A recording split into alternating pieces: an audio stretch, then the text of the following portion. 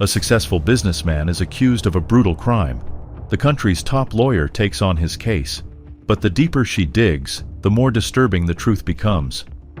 Yoo Min-ho is the main suspect in a serious crime. He is accused of killing his former lover, Kim Si-hee. As the CEO of a major IT company, the man hires the best lawyer he can find. A car is driving along a snow-covered forest road. The driver is a woman named Yang Shin-nae. She arrives at a small villa and meets Min-ho. This woman will be his defense attorney in court, but first, she needs to hear the whole truth in order to build the right legal strategy. Min-ho begins his story. Si-hee really was his lover, but they broke up last fall. At some point, someone found out about their affair and started blackmailing them. Min-ho and Si-hee went to a hotel to meet the blackmailer and hand over 1 billion won. However, the blackmailer never showed up. Instead, the police appeared near the hotel. Min-ho tried to leave, but suddenly someone attacked him. When the man regained consciousness, he heard knocking at the door. It was the police. Min-ho saw Si-hee's body lying on the floor. At that point, she showed no signs of life. The police burst into the hotel room and immediately arrested Min-ho. The problem is that the room was locked from the inside, which means no one could have left. The balcony doors were also locked from the inside. So how did the murderer manage to get away? Shin-nae doesn't believe his story. She answers the phone and says that the police have found a witness. However, it turns out to be related to a completely different crime. Shin-nae shows Min-ho a photo of a young man. His name is Han Seon-jae, and he has been missing for 2 months. Min-ho recognizes the man in the photo. We find out that he and Si-hee met at this very villa and agreed to end their affair 2 months earlier. The reason was that Min-ho was married to the daughter of the owner of the same IT company where he worked. If she had found out about his infidelity, it would have caused a terrible scandal. Min-ho was drunk, so Si-hee got behind the wheel of his company car. While they were driving home, Min-ho asked her to take a deserted road so they wouldn't be caught on surveillance cameras. Suddenly, a deer appeared on the road.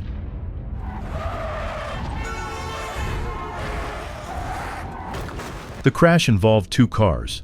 Min-ho and Si-hee were lucky, as they didn't go off the road, but the other car slammed into a rock. Min-ho and Si-hee saw that the driver of the second car showed no signs of life. Instead of calling the police, they chose to flee the scene in order to conceal their affair. However, their own car had stalled and wouldn't start. Another vehicle soon appeared on the road. Min-ho and Si-hee claimed that everything was fine and that no one was hurt. The girl even pretended to be the driver of the other car and secretly took the injured man's phone, slipping it into her pocket so no one would suspect anything. After the witness drove away, Min-ho and Si-hee hid Seon-jae's body in the trunk of his own car. Min-ho left the scene in the dead man's vehicle, while Si-hee stayed behind. The man then hid the stolen car and returned to pick her up. While Si-hee was waiting in the stalled car, a pickup truck pulled over beside her. A middle-aged man got out and offered to help. He introduced himself as Han Young-seok and said he was a mechanic so he could fix her car. Si-hee agreed, and the kind man towed her vehicle to his repair shop. On the way, he told the girl about his family, his beloved wife and a son who worked hard to support them. Young-seok repaired Si-hee's car at his garage and even refused to take any money. While he was talking on the phone, Si-hee noticed a photo of his son, Seon-jae. She recognized him immediately. He was the same young man who had crashed because of them. Young-seok then called his son. At that very moment, Seon-jae's phone began vibrating in Si-hee's pocket. Panicking, she hid the phone in the house, and Young-seok soon found it. The man assumed that his son had simply forgotten his phone at home. Si-hee left the garage at once, met up with Min-ho, and told him everything. The man returned to his wife and pretended to be a loving husband. He ordered his lawyer to destroy his company car and report it as stolen. Min-ho and Si-hee tried to return to their normal lives, but before long, the police came to Min-ho. Han Young-seok had reported his son missing and told them that he had repaired a car involved in an accident that same day. That meant the woman who had been driving was now the main suspect. Young-seok had memorized the license plate, and it turned out to be Min-ho's company car. The man lied that the vehicle had been stolen, so the police left, as there was no solid evidence to arrest him. Still, Min-ho was deeply shaken and asked his lawyer to closely monitor the case. Min-ho continued playing the role of a devoted husband, anxiously watching the news. One day, Si-hee called him and arranged a meeting. It turned out that she had taken Seon-jae's wallet with all of his personal documents after the crash. Using his IT company's resources, Min-ho obtained all of Seon-jae's personal data and hacked his bank accounts, transferring large sums of money. The police followed this false trail and concluded that Seon-jae had been involved in financial fraud and had staged his own disappearance. That made it a financial crime, with no apparent connection to the car accident. Min-ho returned to his normal life and even received a promotion. It seemed as if everything was finally going to be fine. But that was only an illusion. One day, Min-ho received a strange package. Inside was a photo of the place where the accident had happened and a note demanding 1 billion won in exchange for silence. He agreed to pay. Shin-ai doesn't believe his story. First, who called the police to the hotel room? Second, why didn't the unknown blackmailer take the money? Third, how did he get out of the locked room? None of it makes sense. It's illogical and inconsistent. Shin-ai says she knows the whole truth about what really happened. When Min-ho and Si-hee saw the police, they tried to escape, but there was a third person in the room, Young Seok, the only person with a real motive. He took revenge for his son. Many rescuers had been looking for Seon-jae for a long time. Then, information about his financial crimes surfaced. The police searched his home, but found nothing suspicious. That's when Young Seok decided to take matters into his own hands. And he succeeded. How did Young Seok find out everything? The answer is simple. He had previously asked Shin-ai for help. But that's not all. There are still many unanswered questions in this case. Seon-jae's mother can be seen in the crime scene photos. It turns out that she was working as an administrator at that very hotel. So here's what actually happened. Young Seok entered the room first and hid in the closet. Seon-jae's mother also booked the neighboring room. Then Si-hee and Min-ho arrived. Seon-jae's mother called the police. When the lovers saw the cops, they tried to leave, but Young Seok didn't let them.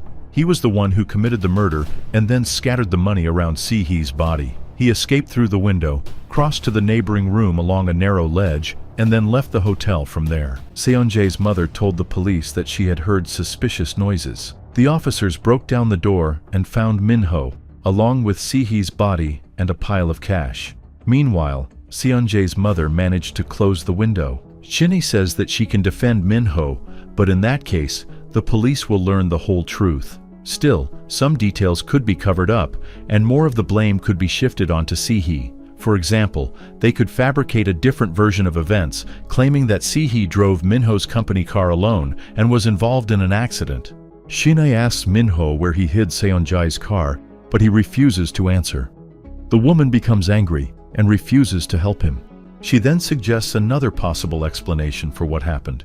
In this version, it was Min-ho who took Seon-jae's wallet. It was Min-ho who falsified his bank account records. It was Min-ho who was driving the company car, and there was no deer on the road at all. Min-ho was simply drunk and caused the accident himself. Si-hee wanted to call the police, but Min-ho forbade her from doing so. He personally covered up all the evidence of the crime. Si-hee fell into depression and started drinking. Si-hee cut her hair and called Min-ho. He ordered her to keep quiet, but the woman did the opposite. She photographed the crash site and called Young Seok. She confessed to what had happened and promised to help him find his son's body.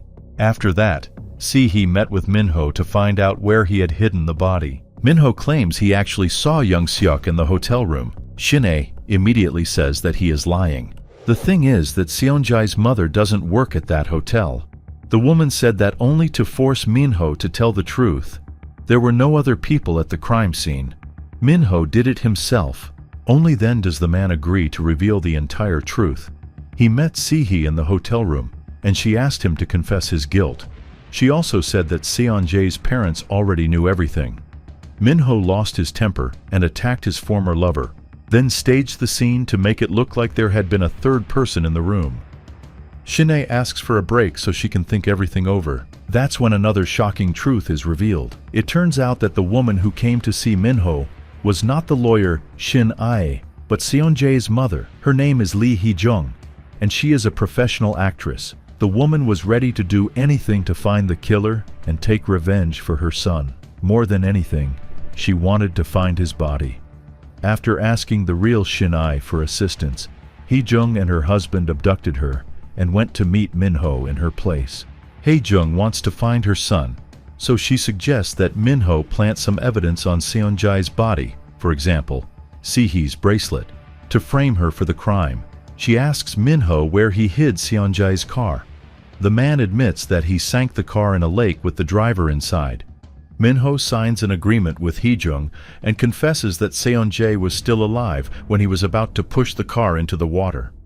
At that moment, Min-ho picked up a wrench. After that, he pushed Seon-jae's car into the lake. The man asks Shin-ae, or rather Hee-jung, to find the wrench and get rid of it, since it is a crucial piece of evidence. Hearing this, Hee-jung is first overcome with rage and then breaks down in tears. Soon, she pulls herself together and continues playing her role. Min-ho points out the lake on a map where he sank Seon-jae's car. The woman says she'll get rid of the evidence and returns to her car. Unfortunately, it won't budge because of the heavy snowfall. Min-ho picks up the papers his lawyer left behind. He compares the signatures and realizes that the woman who visited him was not Shin-ae. He catches up with Hee-jung and asks her to return to the house. There, Min-ho asks her several professional questions that only the real Shin-ae would be able to answer. The woman is forced to confess that she is Lee Hee-jung, Seon-jae's mother. Min-ho claims he lied about the location of Seon-jae's car,